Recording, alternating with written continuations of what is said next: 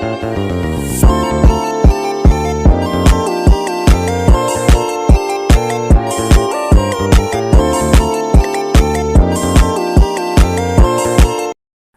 adalah sejumlah atau sekumpulan informasi yang benar dan nyata yang diperoleh melalui satu pengamatan yang dapat memberikan gambaran tentang suatu keadaan atau suatu persoalan atau keadaan. Statistik data dibagi menjadi beberapa bagian, yaitu menurut sifatnya, menurut susunannya, menurut sumbernya, menurut cara memperolehnya, menurut cangkupannya, dan menurut skala pengukurannya.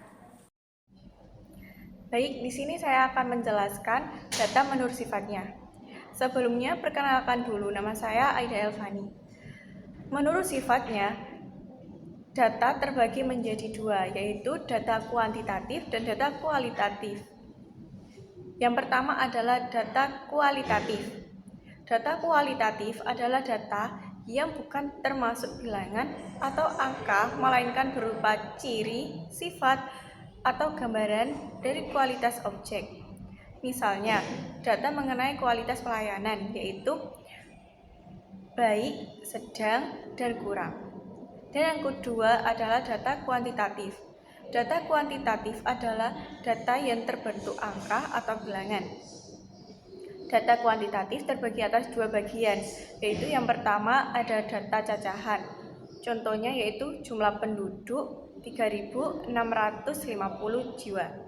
Dan yang kedua ada data ukuran. Contohnya yaitu tinggi badan 170,5. Data menurut susunannya terbagi menjadi dua, yaitu raw data dan data array. Yang pertama, raw data merupakan data yang telah tersusun secara sistematis dari kecil maupun besar atau kebalikannya dari besar maupun kecil. Lalu yang kedua, data array merupakan kebalikan dari raw data, yaitu data yang telah tersusun secara sistematis dari kecil hingga besar maupun dari besar hingga kecil. Contohnya ada pada tabel di sebelah saya, di mana raw data masih berupa data yang acak-acakan, belum tersusun rapi, sedangkan yang data array, datanya telah tersusun rapi, mulai dari kecil maupun besar. Baiklah, di sini saya akan menjelaskan sedikit penjelasan tentang data menurut sumbernya.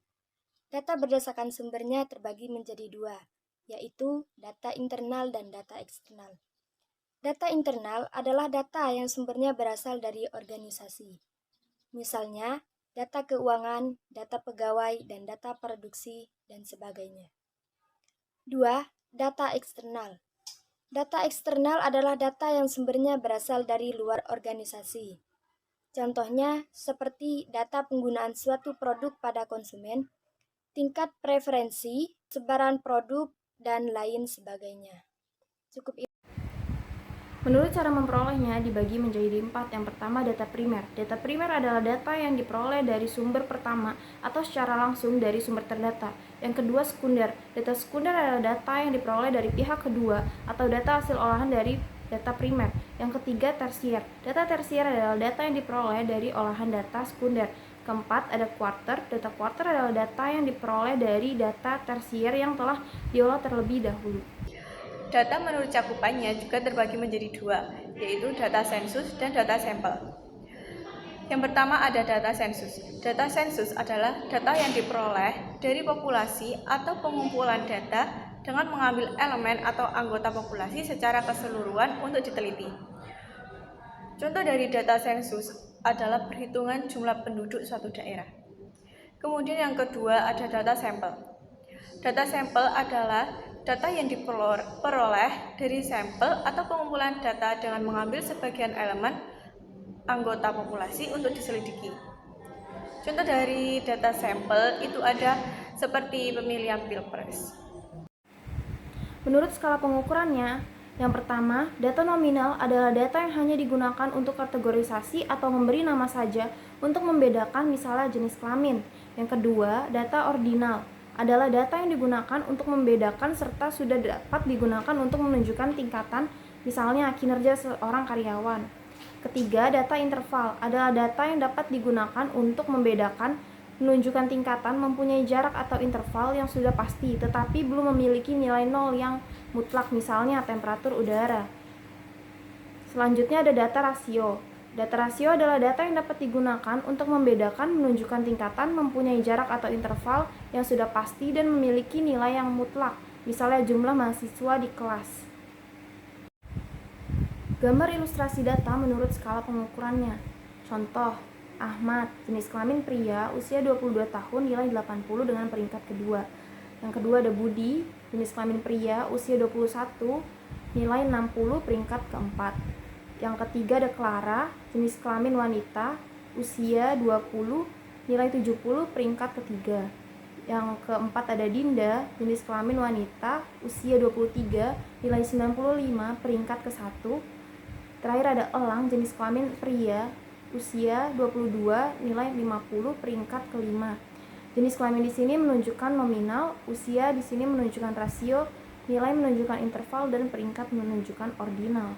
Yang terakhir yaitu data menurut cara memperolehnya terbagi menjadi 4, yaitu primer, sekunder, tersier, dan kuarter.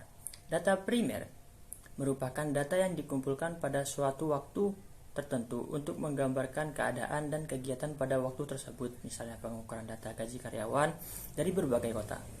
Lalu ada data sekunder, merupakan data yang dikumpulkan dari waktu ke waktu untuk melihat perkembangan suatu kejadian atau kegiatan selama periode tersebut, misalnya harian, mingguan, bulanan, atau tahunan.